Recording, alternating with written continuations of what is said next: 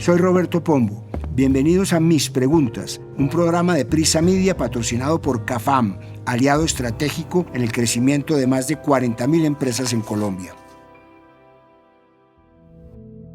La historia de la humanidad ha sido también la historia de la ciencia. Gracias a ella, la especie ha sobrevivido a incontables enfermedades. Pero un movimiento anticiencia y la desfinanciación la está poniendo en peligro. ¿Cuáles son los riesgos de que los gobiernos desfinancien la ciencia? Para este capítulo hablamos con el exrector de la Universidad Nacional Moisés Wasserman, con Sandra Borda, profesora de Ciencia Política y Estudios Globales en la Universidad de los Andes, con el matemático y docente Sergio Fajardo, con la rectora de la Universidad EAN, Brigitte Baptiste, y con la exministra de Cultura, Angélica Mayolo.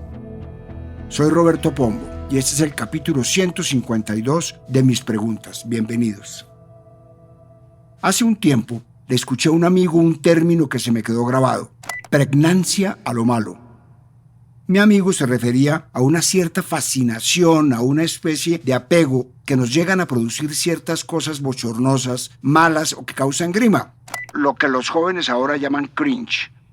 Y por estos mismos motivos se vuelven maravillosas. Algo tan malo que es bueno. Piense, por ejemplo, en un programa de televisión de esos donde los invitados, que siempre son actores bastante malos, ventilan sus problemas maritales y terminan agarrados del pelo e insultándose frente a las cámaras. ¿Qué pasa, el desgraciado? Reflexionando sobre este término, debo confesar que he sentido esa pregnancia a lo malo, esa atracción malsana por videos de pseudocientíficos y terraplanistas que pretenden con cierta gracia hacernos creer que tienen la razón y que siglos de investigaciones y avances científicos nos han mentido, que no se trata más que de una conspiración y que la realidad es otra, una que ellos sí saben.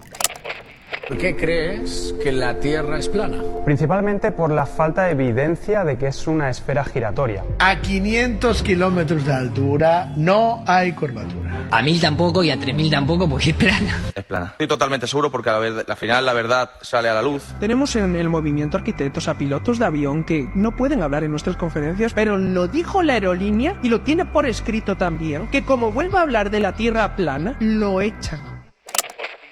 ¿Sabías que creamos nuestras propias enfermedades? Sí, así como lo estás escuchando. Inconscientemente, tu mente expresa las enfermedades para poder liberar una saturación energética que a nivel emocional tú creaste por un inadecuado manejo de tus emociones.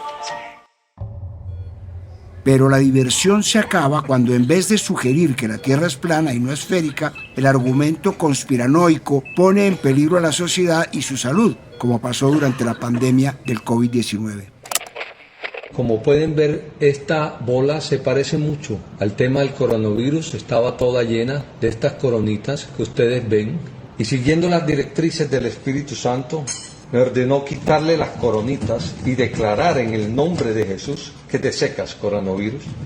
Ahora mismo te secas.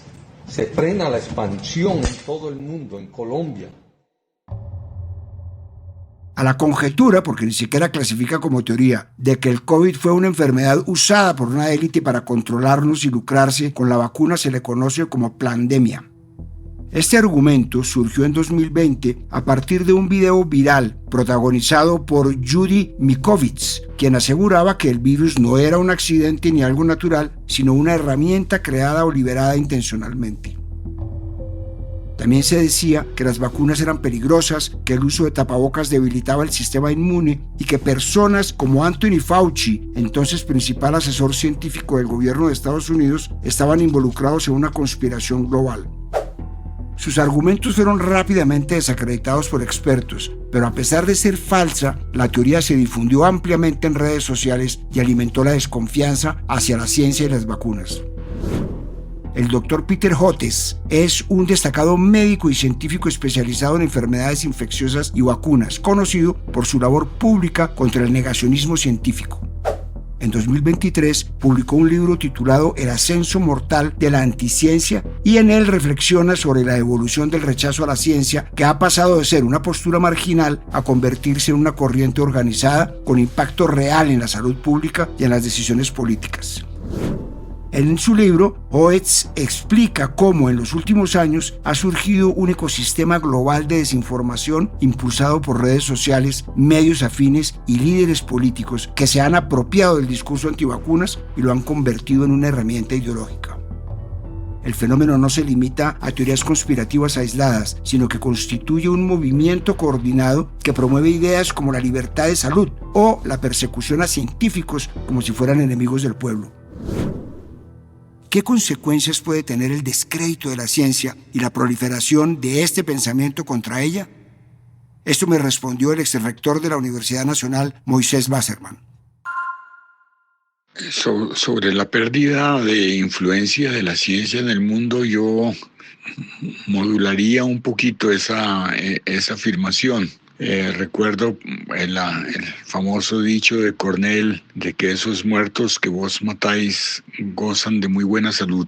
Y la ciencia goza de muy buena salud, es decir, hay iniciativas extraordinarias en marcha y en marcha acelerada, energía alternativa como la energía de fusión y otro tipo de energías diversas. Estamos viajando al espacio, hay planes para llegar a Marte con vuelos tripulados, la biotecnología crece y se expande, nuevos productos, nuevos materiales, en fin, la dinámica de la ciencia no parece menor. Es cierto, sin embargo, que hay un momento con un cierto desespero por desfinanciamiento en algunos países y por algunos movimientos que ven con hostilidad algunas manifestaciones de la ciencia. Sin embargo, los antivacunas se vacunarán juiciosamente en la próxima pandemia sin lugar a duda. Pienso pues que son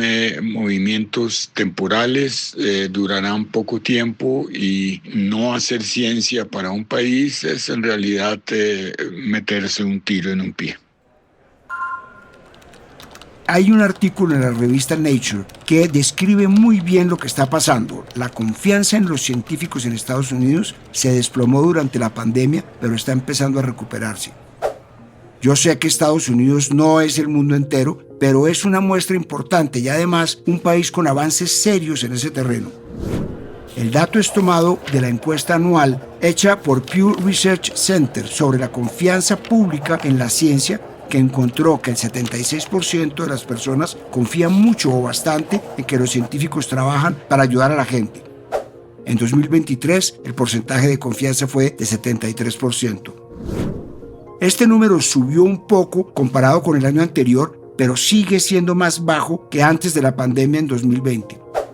Esto significa que aproximadamente 1 de cada 10 personas en Estados Unidos dejó de confiar en los científicos desde 2019. La encuesta también encontró que el 51% de las personas piensan que los científicos deberían participar en las discusiones políticas cuando se trata de temas relacionados con la ciencia. Sin embargo, casi la misma cantidad de gente, 48%, cree que los científicos solo deberían hacer su trabajo de investigación y no meterse en política. ¿Por qué pasó esto? Según la revista Scientific American, el informe de Pew no mencionó la razón más clara. Durante más de 4 años, los seguidores de Donald Trump han culpado a los científicos por los problemas del COVID-19. I happened to be taking it a couple of weeks ago. I started taking it because I think it's good. I've heard a lot of good stories. And if it's not good, I'll tell you right. I'm not going to get hurt by it. Does doctor recommend that you take that? Is that why you're taking it? Yeah, White House doctor. He didn't recommend. No, I asked him, what do you think? He said, well, if you'd like it. I said, yeah, I'd like it. Lo que escucharon fue un audio de una rueda de prensa de mayo de 2020 en la que el presidente Trump asegura que tomaba hidroxicloroquina para prevenir el virus, un fármaco utilizado para la malaria y que la FDA y la comunidad científica insisten en no utilizar para tratar el coronavirus. Otro estudio, dirigido por investigadores de la Universidad de Zúrich y la Escuela Politécnica Federal de Zúrich, hizo un análisis post-pandemia sobre la confianza en la ciencia, las expectativas sociales y las prioridades de investigación. El estudio recogió opiniones de más de 72,000 personas en todo el mundo y los autores hallaron que en una escala de 1, muy poca confianza, a 5, muy alta confianza, El nivel promedio de confianza fue de 3,62, lo que indica que buena parte de los encuestados todavía ven a los científicos de manera favorable. Pero el estudio también encontró algunos problemas. Uno de ellos es que la gente siente que los científicos están desconectados del público. Solo el 42% de las personas piensa que los científicos escuchan lo que opina la gente común. Esto significa que aunque las personas confían en los científicos, sienten que estos no toman en cuenta lo que piensa y necesita la población en general. Pero quizás quienes gozan de menos confianza, curiosamente, son los científicos que se dedican a estudiar el calentamiento global. Un preprint académico publicado en la plataforma Open Science Framework, hecho por investigadores de la universidad en Suecia y Alemania, encontró que en promedio los científicos del clima gozan de menos confianza en todo el mundo que los científicos en general.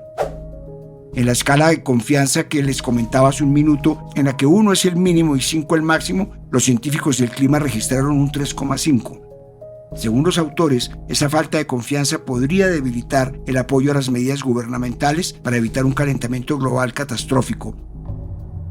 Esto encaja muy bien con lo que afirman Heidi Larson y David Berzoff, dos académicos que han investigado temas de confianza pública, comunicación científica y salud global, y autores de un documento con un título elocuente: El gran problema de la ciencia es la pérdida de influencia, no la pérdida de confianza, publicado en la revista Nature. El texto sostiene que el problema actual de la ciencia no es tanto que la gente haya perdido confianza en ella, sino que las voces científicas han perdido influencia en la opinión pública. Aunque los niveles de confianza en los científicos siguen siendo altos a nivel global, entre 71% y 75% según encuestas de 2023, muchos ciudadanos están siendo guiados por fuentes no especializadas como familiares, amigos, celebridades o líderes religiosos, quienes tienen mayor impacto emocional. Y finalmente, para los autores el verdadero reto es la confianza mal colocada. La gente cree en fuentes no calificadas que difunden desinformación, lo cual puede tener consecuencias graves, como durante la pandemia de COVID-19 o frente al cambio climático.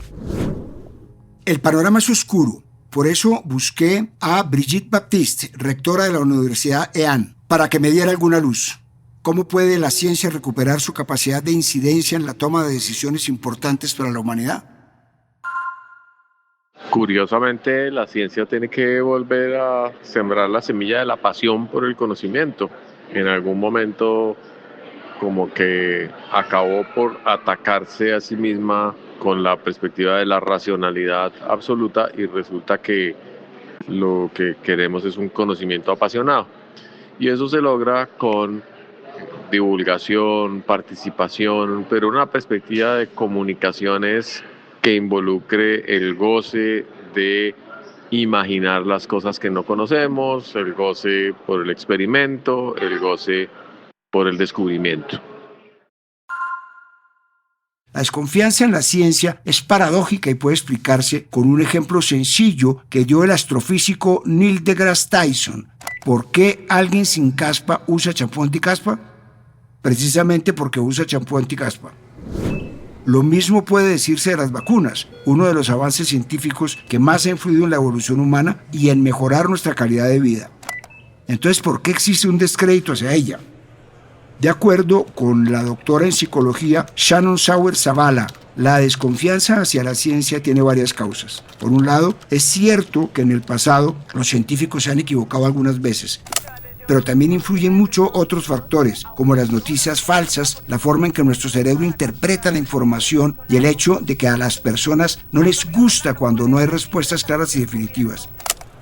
El primer punto ya lo he mencionado en otros capítulos. Las redes sociales permiten que la mentira se extienda muy rápido, incluso más que la información verdadera. Además, cuando vemos algo muchas veces nuestro cerebro tiende a pensar que es cierto, aunque no lo sea. Por otra parte, la ciencia es complicada y cambia cuando descubrimos cosas nuevas o mejoramos nuestras herramientas. Los científicos revisan sus trabajos constantemente. En cambio, la información falsa da respuestas fáciles y seguras porque no necesita demostrar nada.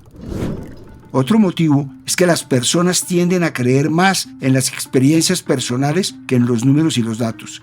Por ejemplo, si alguien conoce a una persona que no mejoró con cierta terapia o medicamento, puede pensar que la terapia no funciona, aunque haya muchos estudios que demuestren lo contrario. Y finalmente, los científicos hablan con un lenguaje específico técnico que resulta complicado y siempre dicen que puede haber dudas en sus descubrimientos, mientras que las noticias falsas usan historias llamativas que provocan emociones fuertes y adivinen cuál de las dos recuerdan más las personas. Este último problema es especialmente grave porque están las condiciones dadas para una tormenta perfecta. La ciencia no logra comunicarse de manera efectiva y atractiva, y en esa disputa por un relato, la proliferación de la información falsa va ganando. La encuesta hecha por el Pew Research Center, que cité minutos atrás, reveló que más de la mitad de las personas, 52%, considera que los científicos no saben comunicarse bien. Además, casi la mitad, 47%, piensa que los investigadores se creen mejores que el resto de la gente. Y según el texto de Dan Vergano, editor senior de la revista Scientific American, este problema no es nuevo. Desde 1985, las instituciones científicas se han dado cuenta de que existe desconfianza hacia ellas. Ese año, la Royal Society del Reino Unido publicó un informe llamado, abro comillas, La comprensión pública de la ciencia, cierro comillas, donde advertía sobre la hostilidad y falta de interés del público hacia la ciencia y la tecnología. La conclusión fue clara: los científicos necesitan mejorar su forma de hablar con la gente común para que todos puedan entender mejor su trabajo. Busqué al matemático y docente Sergio Fajardo para preguntarle, en un mundo lleno de desinformación, ¿cómo puede la ciencia mejorar su forma de comunicar sus hallazgos e investigaciones para ganar la carrera?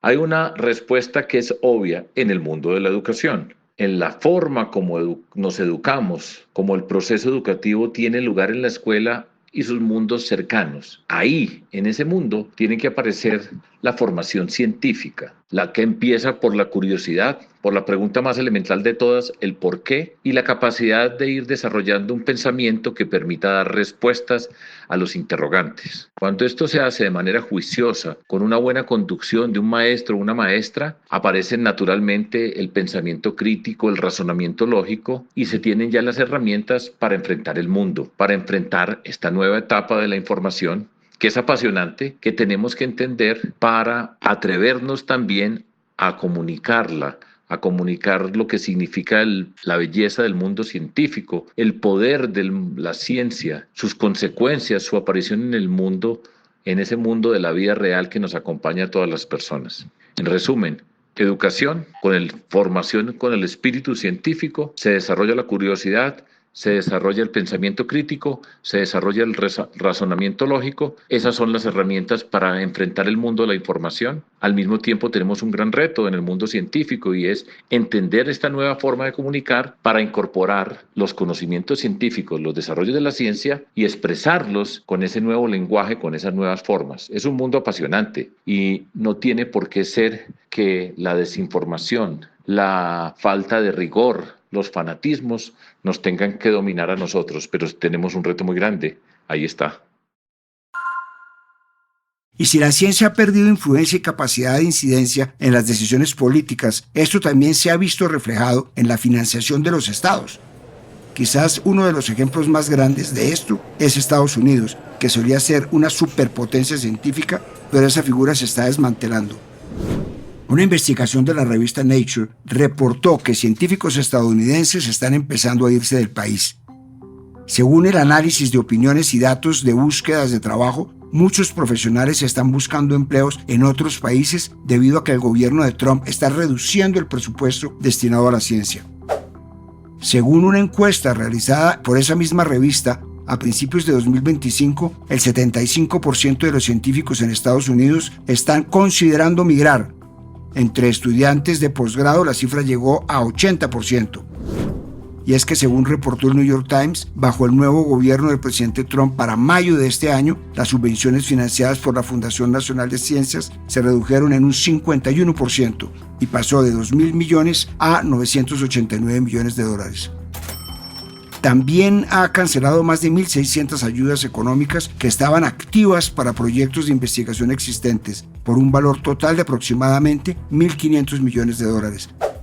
y se espera que el año entrante recorte casi 5.000 millones del presupuesto de 9.000 millones de dólares de la Fundación Nacional de Ciencias, especialmente los gastos relacionados con clima, energía limpia, ciencias sociales, conductuales y económicas conscientes, y programas de diversidad, equidad e inclusión. La comunidad científica de ese país ya hizo una advertencia. Estados Unidos perderá una generación de talento por el desmantelamiento de la Fundación Nacional de Ciencias, la única agencia federal que financia la investigación fundamental y en todos los campos de la ciencia y la ingeniería, y que a lo largo de los años ha contribuido a importantes avances en trasplantes de órganos, tecnología genética, inteligencia artificial, teléfonos inteligentes, internet, sistemas de alerta de peligros climáticos extremos, lenguaje de señas americano, ciberseguridad e incluso la aplicación de idiomas Duolingo. ¿Cuáles son los riesgos de que los gobiernos desfinancien a la ciencia? Esto me explicó la exministra de Cultura Angélica Mayolo. Existen múltiples riesgos si el gobierno desfinancia la ciencia, riesgos asociados a afectaciones a la comunidad científica, pero también esto tiene un impacto negativo respecto al desarrollo económico, la salud pública, el medio ambiente y por supuesto la soberanía tecnológica del país. Entre estos riesgos está un estancamiento en materia de innovación, la falta de inversión por supuesto limita el desarrollo de nuevas tecnologías, descubrimientos, genera pérdida de competitividad. Los países que no invierten en ciencia, por supuesto que quedan rezagados frente a otros países. Algo muy preocupante también es la pérdida de talentos en el país, y es que investigadores y científicos buscan oportunidades en el extranjero si nuestro país no genera condiciones, y esto por supuesto es un impacto directo en términos de pérdida de capital humano, y por supuesto la falta de investigación también genera menor productividad y crecimiento económico. Y por supuesto, la situación en Colombia no es mejor, sino todo lo contrario. En el anteproyecto del Presupuesto General de la Nación para 2026, el Ministerio de Ciencia, Tecnología e Innovación recibirá solo 120.709 millones de pesos, lo que representa apenas el 0,02% del presupuesto total del país y una reducción de 24%. Esa cifra no solo está por debajo del promedio regional, sino que en Sudamérica solo superamos a Paraguay. Mientras tanto, los países de la OCDE invierten en promedio 2,7% de su PIB y algunos llegan hasta el 6% en investigación y desarrollo tecnológico. La inversión en ciencia del presupuesto nacional para el próximo año marca el punto más bajo en los últimos 25 años, incluso desde los tiempos en que esta entidad se llamaba Colciencias. Es la peor situación financiera que ha enfrentado la ciencia colombiana en décadas. Por tercer año seguido, MinCiencias enfrenta una reducción drástica en su presupuesto. En 2023, el ministerio contaba con cerca de 487.000 millones de pesos, una cifra que era casi 18% superior a lo que recibió en 2024. Esta tendencia muestra que los recortes no son algo puntual, sino que se ha convertido en un patrón que afecta de manera sostenida el financiamiento de la ciencia en el país. Esto significa que el ministerio y la ciencia en el país llevan 3 años consecutivos perdiendo recursos, con una caída dramática que lo deja con una fracción mínima de lo que tenía hace pocos años.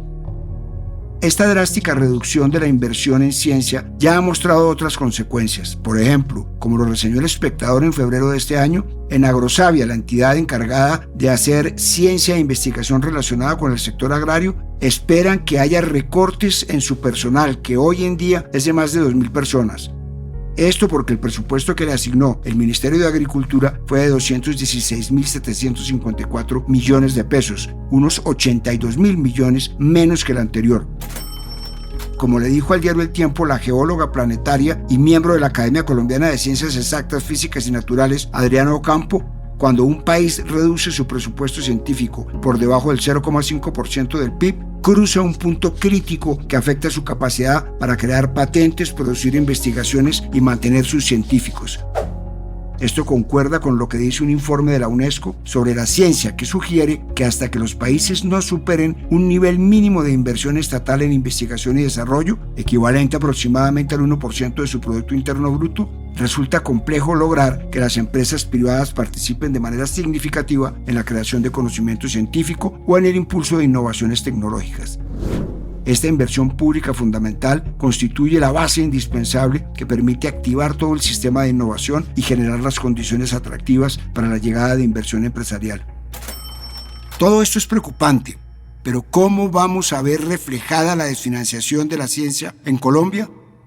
Escuchemos lo que me explicó la profesora de Ciencia Política y Estudios Globales de la Universidad de los Andes, Sandra Borda. Uno de los énfasis más grandes que ha puesto el gobierno nacional en materia de política exterior y relaciones internacionales ha sido en el de intentar reducir la gran brecha que separa al denominado norte global del sur global. Y esa brecha, el sitio por donde tiene que empezar a reducirse es en lo que tiene que ver con la producción de conocimiento. Lo experimentamos durante la pandemia. Solamente los laboratorios y las farmacéuticas del norte global estuvieron en condiciones de producir la investigación que llevó a la elaboración de la vacuna, y el sur global, a pesar de que trató de adelantar una suerte de acción colectiva para lograr acceso, fracasó en su intento. Si realmente estamos comprometidos con la reducción de esa brecha, el lugar que deberíamos estar mirando con más insistencia y en donde deberíamos estar poniendo el presupuesto es justamente en la educación y en la producción de conocimiento. Sin embargo, y de una forma absolutamente contradictoria, el gobierno que promueve el cierre de esa brecha entre el norte y el sur global es el mismo gobierno que se ha encargado de desfinanciar la ciencia, de desfinanciar la formación de personas en doctorados dentro y fuera del país, que son aquellos que se encargan finalmente de producir conocimiento, y de retirarle el apoyo estatal a esas múltiples formas de investigación que son las que terminan, digamos, poniéndonos de alguna forma en igualdad de condiciones en materia de conocimiento, de ideas y de avances científicos. La ciencia ha sido la herramienta humana que nos ha permitido salvar millones de vidas, mejorar nuestras condiciones, tener una mejor salud, comunicarnos, ver las estrellas y viajar más allá de los límites de la Tierra. Si queremos seguir evolucionando, es necesario preservarla, creer en ella, en su falibilidad, pero también en su capacidad para corregir y mejorar. Cada vez que una pastilla le quite un dolor de cabeza o que reciba una videollamada de un ser querido, piense en todo lo que fue necesario para que esto pasara. Decía el médico argentino Bernardo Husay, Nobel de Medicina 1947, abro comillas, los países ricos lo son porque dedican dinero al desarrollo científico-tecnológico y los países pobres lo siguen siendo porque no lo hacen. La ciencia no es cara, cara es la ignorancia. Cierro comillas. No podemos esperar a ser un país de ingresos altos para invertir en ciencia. Tenemos que invertir en ciencia para ser un país de ingresos altos. Soy Roberto Pombo y este fue el capítulo 152 de Mis Preguntas. Nos vemos en el próximo capítulo. A partir de este momento, este capítulo de Mis Preguntas queda disponible en todas las plataformas de podcast. Este episodio fue posible gracias a CAFAM, aliado estratégico en el crecimiento de más de 40.000 empresas en Colombia. Dirección, Roberto Pombo. Asesor editorial, Daniel Sampero Espina. Producción, Juan Abel Gutiérrez y Johnny Rodríguez. Guiones, Juan Abel Gutiérrez y Johnny Rodríguez. Postproducción de audio, Carlos Bernal.